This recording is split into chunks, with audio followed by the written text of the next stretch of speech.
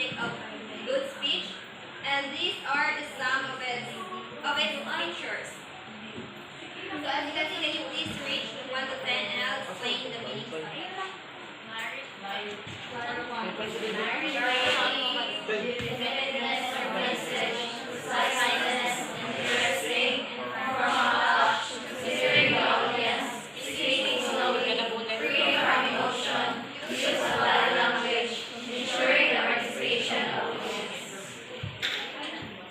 So first is the clarity.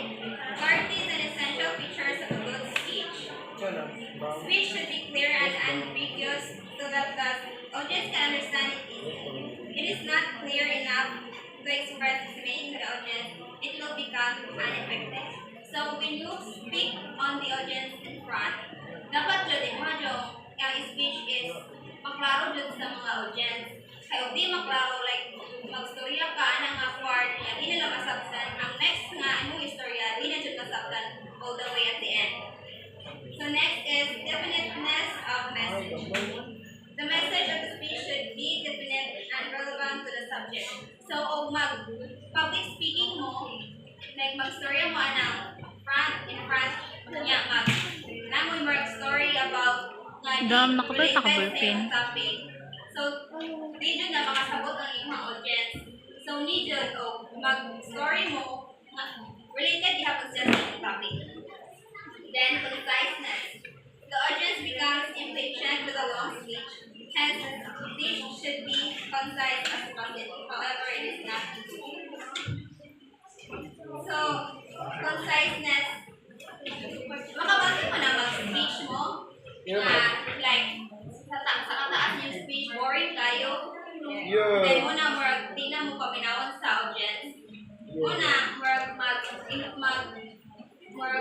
mag-put mo mga jokes para like ang environment niyo is like mo participate ang mga audience. The next is interesting. A speech should be delivered in an interesting, pleasing way so that the audience is motivated to pay attention in order to make the speech interesting. And you should make jokes or stories. So, interesting, like mag-board ang inyong speech, and then wala maminaw na yung panong gawas, ganito gusto ang minaw, and then when you make a joke, like ma-intrigue sila nga nice ang joke niya were related ihabot sa inyong topic. So muna stay sila and kana magpabilin niya murag makuan sila sa stay na lang para maminaw. Next is informal touch. True speech is a formal address. It should be presented in a personal and informal way. So understood. Then, number 6 is considering the audience. Speech is delivered to a specific audience. The speaker should actively consider the expectation, interest, and nature of the audience. So, mag-speech mo, magdepende mo sa audience. So, magdepende mo sa audience o isikinsa na sila like kung mag-business mo di man jud ka maka-joke-joke dali-dali then like more public speaking ka ng more ihatag ka mga advice so na-join ka na pwede jud maka-raise lang hands and then participate like that. So next is flavor of emotion. Another important feature of good speech is that it should be delivered in an unbiased and emotional way. Speakers' emotion might drive them away from the main thing.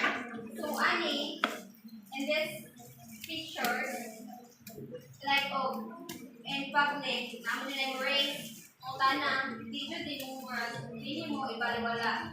I-pick din mo sila niyo, kana pag sa imang question, i-answer niyo. Di sila bias. Di bias like, kato ako ko, kato roong, di ko mo tanon, ato ko di ko kaila, nana. Next is use of body language. Good speech goes with necessary body language, therefore at the time of delivering a speech, the speaker should use verbs non-verbal. So in this one, Naman yung magana-ngana, like, gusto ipaabot, narapod basabtan na po ng mga hand gestures, dili po magana-ngana dili magana-ngana kahit mura tabuwa na. And then, 10th is ensuring the participation of the audience. A good speech is one that ensures the participation of the audience with the speaker. That means the audience will ensure their attention through effective listening, expressing the solution with the speech, and so on. So, i-prioritize po nimo ang imuhang mga audience kung nasa like gusto imong kana, ang imuhang tubagon, kanya dili sila like baliwalaon niya. Pay attention sa imong mga audience dito mga nasa likod. That's it.